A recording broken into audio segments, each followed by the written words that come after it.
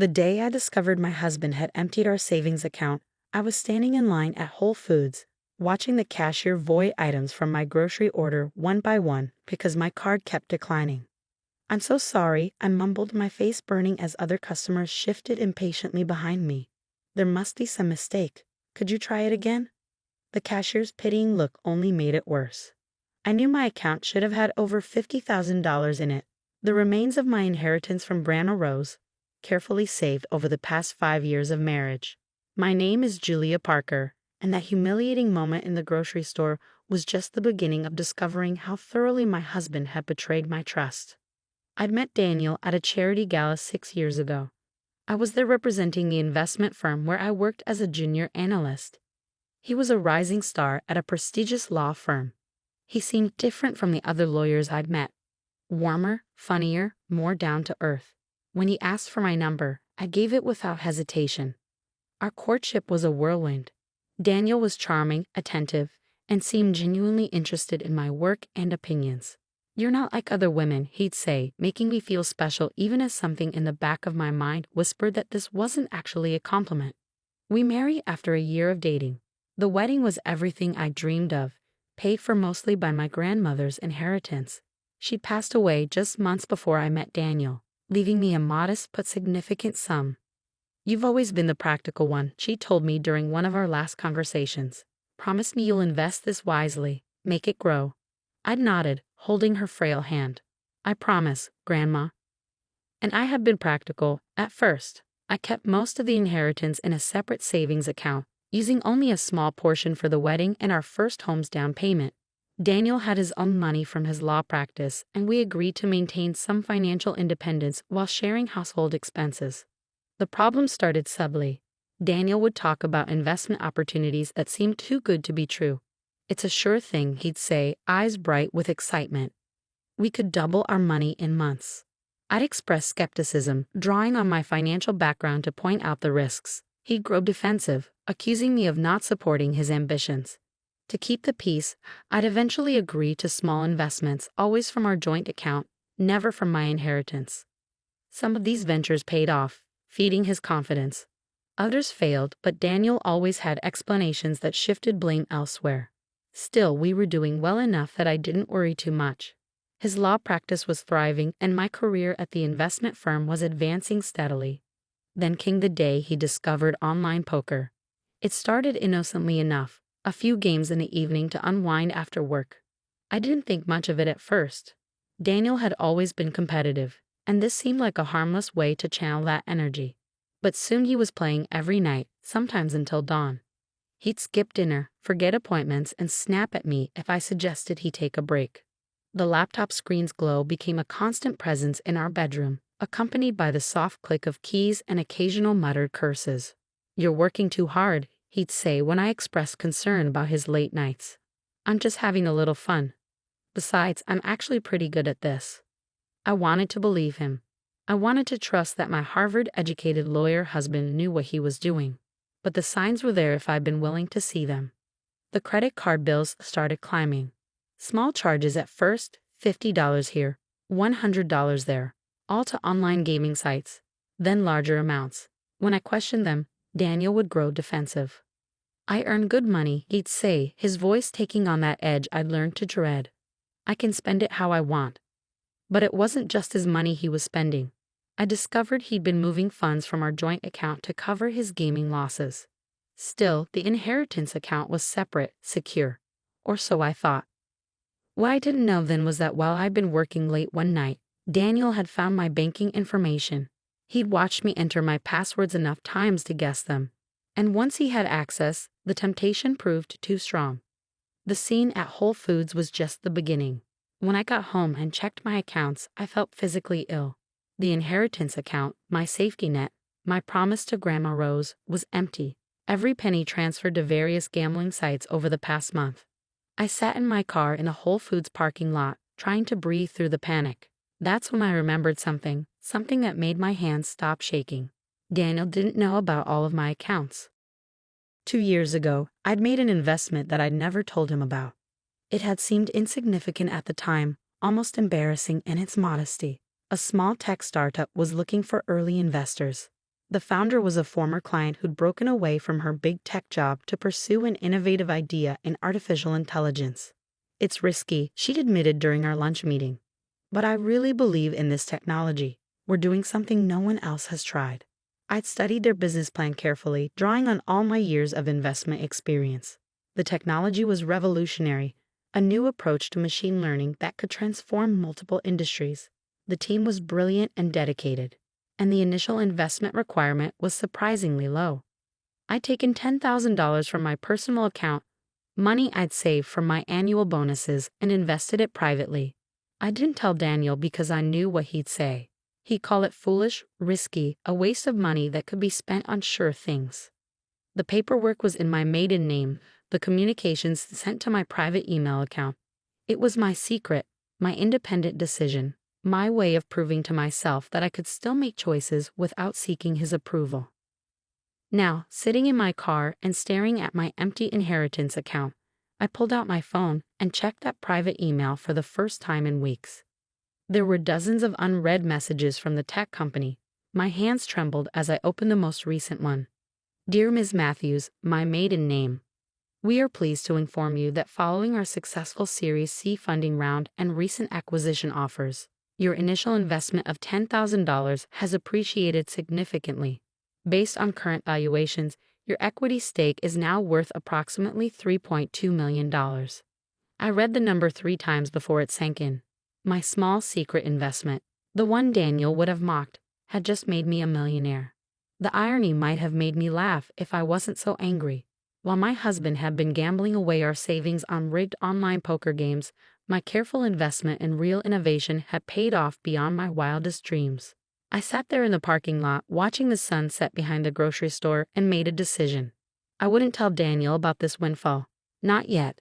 First, I needed to understand exactly how deep his gambling problem went and what else he might be hiding from me.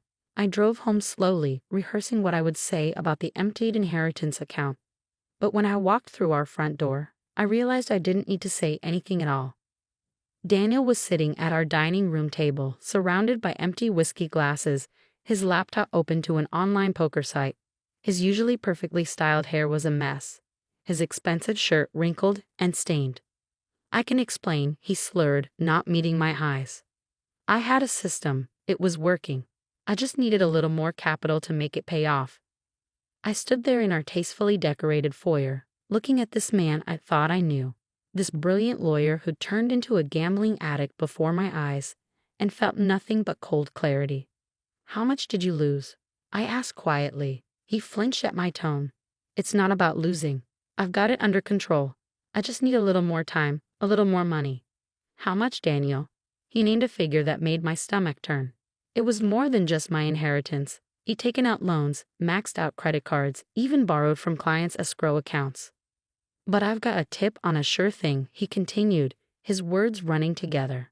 This guy I met online, he's got inside information about a poker tournament. If I can just get a stake together. I walked past him to our home office and began methodically going through our files. The more I dug, the worse it got. Our mortgage was months behind. The car loans were in default. Even our health insurance had lapsed. Daniel followed me, still talking, still making excuses. It's my money to lose, he said at one point, his voice taking on that familiar defensive edge. I earned it. I work hard. You don't understand how these things work. I turned to face him, this man who gambled away not just our savings but our future, and felt a strange sense of calm. You're right, I said softly. I don't understand how these things work. I only understand solid investments, careful planning, and actual business strategy. You know, the boring stuff. He didn't catch my sarcasm. He was too busy pulling up his laptop, trying to show me his system for beating the odds at online poker. I left him there, stumbling through explanations of betting strategies and inside tips, and went upstairs to our bedroom. In the back of my closet was a small fireproof safe that Daniel didn't know about. Inside were copies of my most important documents, including the original investment agreement for the tech startup. I took everything to my car, along with enough clothes for a few days. Daniel didn't even notice me leaving. He was too absorbed in his poker game, chasing another loss with money we no longer had. I spent that night in a hotel, methodically making lists and planning my next steps. My investment firm background proved useful. I knew exactly how to document financial fraud and protect assets. The next morning, I visited 3 banks. At the first, I opened a new account in my maiden name. At the second, I transferred my tech investment proceeds as soon as it cleared. At the third, I retrieved everything from our joint safe deposit box, including the jewelry Grandma Rose had left me, which thankfully Daniel didn't know about. Then I called Amanda Torres, a divorce attorney I'd met at a women's leadership conference last year. She listened quietly as I outlined the situation. The gambling, the hidden debt, the theft from client accounts. This is serious, Julia, she said. He could face disbarment, possibly criminal charges. Are you sure you want to pursue this? I thought about all the times Daniel had dismissed my financial concerns, had treated my careful planning as a joke, had made decisions about our future without consulting me. Yes, I said firmly. I want everything documented and handled legally. He needs to face the consequences of his actions. Amanda nodded. I'll start the paperwork. In the meantime, don't confront him about anything. Let him think you're still in the dark about the extent of his gambling. We need to protect your assets before he can do any more damage. I returned to our house that evening to find Daniel still at his laptop, though he'd at least changed clothes. Empty takeout containers littered the kitchen counter. Where were you? He asked, barely looking up from his screen. I tried to use your card for dinner, but it was declined. At work, I lied smoothly. There must be some problem with the bank. I'll check on it tomorrow. He grunted, already absorbed back in his game. I watched him for a moment, this stranger who had replaced my brilliant, ambitious husband, and felt a mix of pity and disgust. Over the next few weeks, I played the role of concerned but oblivious wife perfectly. I acted appropriately distressed about our banking problems, while quietly working with Amanda to document every aspect of Daniel's financial misconduct. The evidence was damning. Not only had he emptied our personal accounts, but he'd also misappropriated client funds from his law firm's escrow accounts to cover gambling debts. He'd taken out high-interest loans from questionable sources. He even mortgaged our house a second time by forging my signature. Meanwhile, my secret investment continued to appreciate. The tech company was generating buzz in all the right circles, with major players expressing interest in either acquisition or partnership.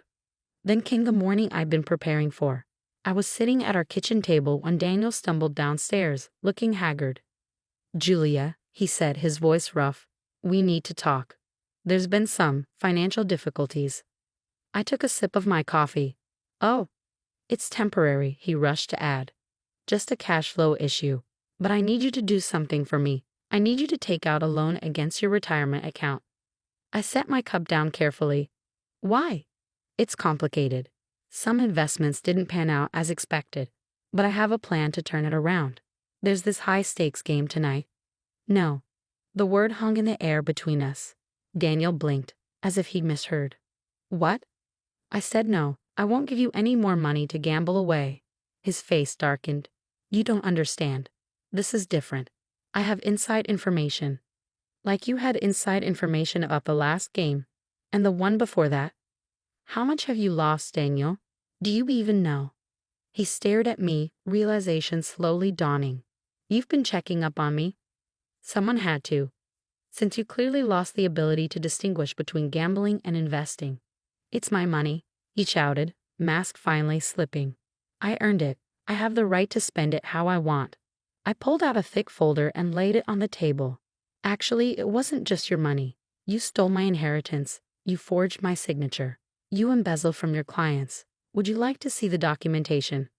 His face went pale as I began laying out papers. Bank statements, loan documents, credit card bills, screenshots of his gambling accounts. How did you? I'm an investment analyst, Daniel. Did you really think I wouldn't figure it out? Did you think I wouldn't keep records? He collapsed into a chair, all the fight draining out of him. I can explain. To me? Or to the Bar Association, because they'll be very interested in what happened to those client accounts. You wouldn't? I already have. I stood up, gathering the documents. The ethics committee received my report this morning. The police should be here soon to discuss the forgery charges. As if on cue, we heard sirens in the distance. Daniel's face crumpled. I'll lose everything, he whispered. My license, my practice, my reputation. You already lost everything. I corrected him. You just didn't know it yet. He looked up at me, desperate now. I'll get help. I'll go to therapy. We can work this out. No, Daniel, we can't. But let me give you one last piece of investment advice. When you're in a hole, stop digging. The police arrived moments later. I watched from our front porch as they led him away, still protesting that he could explain everything. My phone buzzed. An email from the tech company. Another major firm had made an acquisition offer. My investment was now worth close to $5 million. Over the next few months, Daniel's life unraveled exactly as expected. He was disbarred. Criminal charges were filed. Our house went into foreclosure due to his secret second mortgage. But I was prepared. I'd already found a beautiful condo in a quieter part of town. I transferred to a new position at my firm, heading up their tech investment division. Life was moving forward. 6 months after Daniel's arrest, I received a letter from him at his court-mandated rehabilitation facility. I finally understand what happened, he wrote. I got caught up in the thrill of quick wins and forgot about real value. You were right about everything. I don't expect forgiveness, but I want you to know that I regret losing you more than anything else. I folded the letter and slipped it into a drawer. Maybe someday I'd find it in my heart to forgive him. But for now, I had more important things to focus on. My phone rang. The tech company's CEO calling about their upcoming IPO. After hanging up, I sat at my new desk, looking out over the city lights, and opened my grandmother's old jewelry box. Inside was the note she'd left with my inheritance. Remember, dear one, true wealth isn't about quick gains or lucky breaks. It's about patience, wisdom, and believing in real value. Never let anyone tell you your cautious nature is a weakness. In the long game, the careful investor always wins. I smiled, touching her familiar handwriting. You were right, Grandma, about everything. Last week, I saw Daniel's name in the paper. He completed his rehabilitation program and was working as a paralegal at a small firm. Unable to practice law but trying to rebuild his life. The article mentioned he was still paying restitution to his former clients. Meanwhile, the tech company went public. My initial $10,000 investment, the one Daniel would have ridiculed as overly cautious and boring, is now worth over $12 million. I've started a foundation in Grandma Rose's name, providing investment education and support for women leaving financially abusive relationships. We teach them about more than just money. We teach them about value, self-worth, and the power of trusting their own judgment. Sometimes I think about that day in Whole Foods, watching the cashier void my groceries while my card was declined. I remember the shame, the confusion, the helplessness. But mostly, I remember the moment I decided to take control of my own destiny. Daniel's gambling addiction destroyed his life, but it also freed me to build something better. In trying to break me, he only proved what I'd known all along. That slow, steady growth beats quick wins every time. Yesterday, I received another acquisition offer for my stake in the tech company. The number made even my experienced eyes widen. As I sat in my office, calculating potential returns, I thought about how far I'd come from that scared woman in the grocery store. I declined the offer. After all, I've learned the most valuable lesson in both business and life. Sometimes the best investment you can make is in yourself.